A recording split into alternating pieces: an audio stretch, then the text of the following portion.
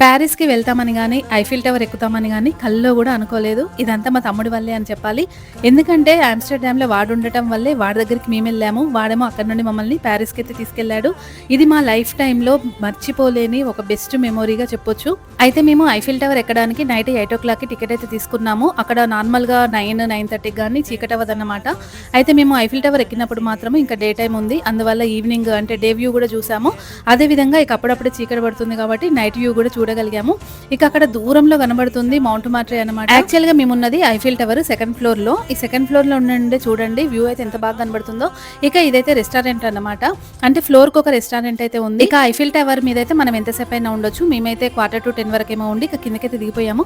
కింది నుండి చూడండి ఒకసారి అసలు ఐఫిల్ టవర్ లైట్ల వెలుగులలో ఎంత బాగా కనబడుతుందో. అయితే ఎవ్రీ 1 అవర్‌కి ఒకసారి ఇలా బ్లింక్ అయ్యే లైట్లు అయితే ఆన్ చేస్తారన్నమాట. చూడండి ఈ లైట్ల కోసం ఎంతమంది వెయిట్ చేస్తారు, అసలు చాలా బ్యూటిఫుల్‌గా ఉంది కదా.